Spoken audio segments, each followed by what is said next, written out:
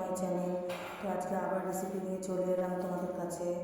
তো আজকে আমি কি বানাবো সেটা তোমাদের সঙ্গে শেয়ার করব। এখানে 3টে বড় লেগ পিস আছে, বাকি মিডিয়াম পিস আছে। এখন আমি এটার মধ্যে ভিনিগার মাখিয়ে নেব। ভিনিগারটা দিয়ে দিলাম, আরও একটু দেবো, আরও একটু ভিনিগার আমি দিয়ে দিলাম, মানে 2 চিপি মতো। এবার ভালো করে মাখিয়ে 10 মিনিট রেখে দেবো। তো আমি ভালো করে মাখিয়ে নিয়েছি।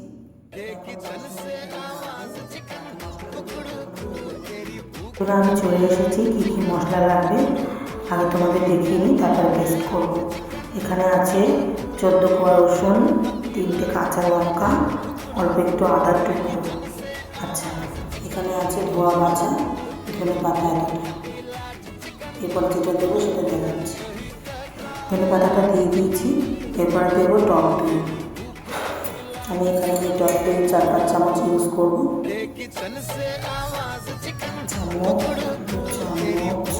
টক দই দিয়ে দিয়েছি। এবার দেবো আমুলের ফ্রেশ ক্রিম। টক দইটাও আমুলের ছিল, এখন এটা দেবো। এই সব জিনিসগুলো মিক্সিতে দেওয়ার কারণ হচ্ছে ভালো করে এটা মিশে যাবে, নাহলে একটা দানা দানা দানা দানা ভাব থাকবে দইয়ের মধ্যে।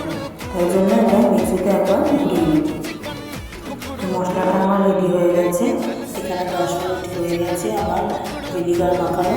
তো মাংসটা ছিল কিন্তু 600 গ্রাম মতো মাংস হয়েছে। এবার আমি এই পেস্টটা এর মধ্যে দিয়ে দিচ্ছি। এর মধ্যে আমি গোলমরিচগুলো দিয়ে দিচ্ছি।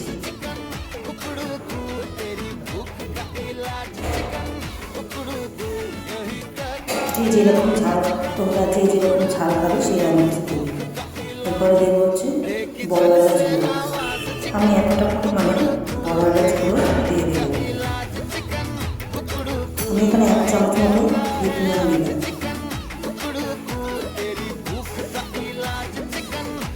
অল্প চিনি ইউজ করছি।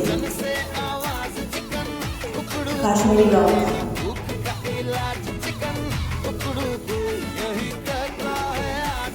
এরপর যেটা দেবো এই পুরো জায়ফলটা আমি ভালো করে গুঁড়ো করে দিয়ে দেবো। গুঁড়ো গরম মশলা, জায়ফলের গুঁড়োটা দিয়ে দেবো। অল্প করে সাদা তেলও দিয়ে দিচ্ছি।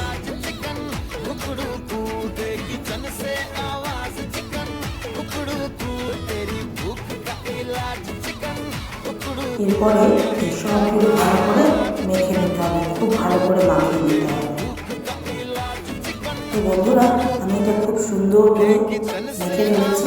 তো এটা এখন 4-5 ঘন্টা রাখলে তো খুবই ভালো হয়। আমার কাছে তো অত সময় নেই, তো আমি চেষ্টা করছি 2 ঘন্টা রাখার মতো।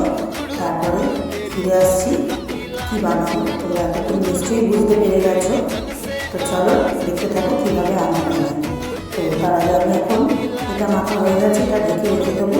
এখন এর সাথে খাওয়ার যে চাটনিটা সেটা তোমাদের সঙ্গে শেয়ার করবো কীভাবে বানাবো। আর এর মধ্যে এখনও ডিম পড়েনি, এর মধ্যে ডিমটা দেবো। ডিমটা দিয়ে চাটনি করে রাখবো। তো চলো চাটনিটা বানাই, দেখো কীভাবে বানাচ্ছি। এটা আমি রেখে তো এই চাটনিটা বানাতে আমি নিয়েছি ধনে পাতা আর 2টো কাঁচা লঙ্কা, 5 কোয়া রসুন, এবার টক দই আর বিট নুন। 2 চামচ টক দই দিয়েছি বড় চামচের। এবার বিট নুনটা দিয়ে দেবো সামনে। তো এটাকে ভালো করে পেস্ট করে নেব। তো বন্ধুরা, চাটনিটা রেডি হয়ে গেছে, এটা আমি সাইডে রেখে দিচ্ছি। এখন এই ডিমটা ফাটিয়ে ওর মধ্যে মিশিয়ে দেবো ভালো করে।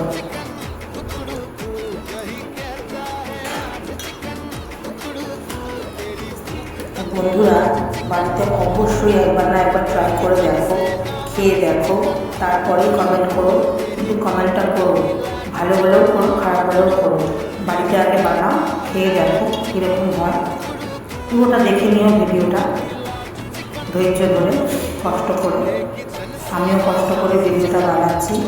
একা হাতে ভিডিও বানাই, একা হাতে করছি, খুবই অসুবিধা হয় ক্যামেরা ধরতে আর ভিডিও বানাতে। তাও করি, সব বলতে পারো। তোমাদের সাপোর্ট বলতে পারো, সবটাই আমার প্রয়োজন।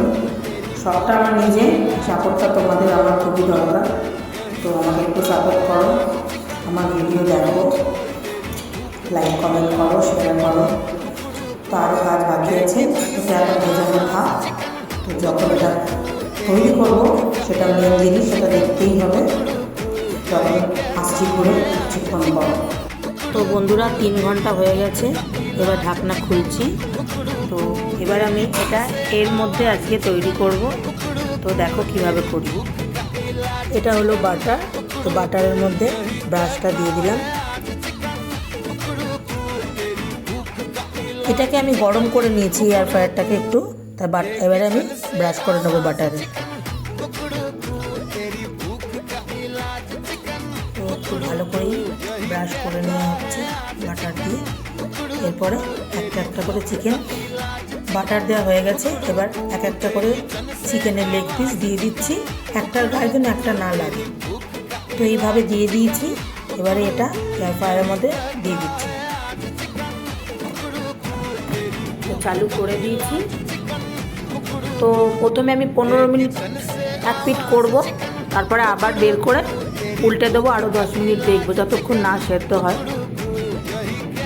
তো আবার উল্টে দিয়ে আবার আমি এটা করে দিলাম, ঢুকিয়ে দিলাম। এটা পুরো সেদ্ধ হয়ে গেছে, দেখো দেখো তোমরা, এটা সেদ্ধ হয়ে গেছে ভালো মতো। এবার আমি তুলে দিচ্ছি। তো রেডি হয়ে গেছে, তোমরা দেখতেই পাচ্ছ। বলো তো কি বানিয়েছি।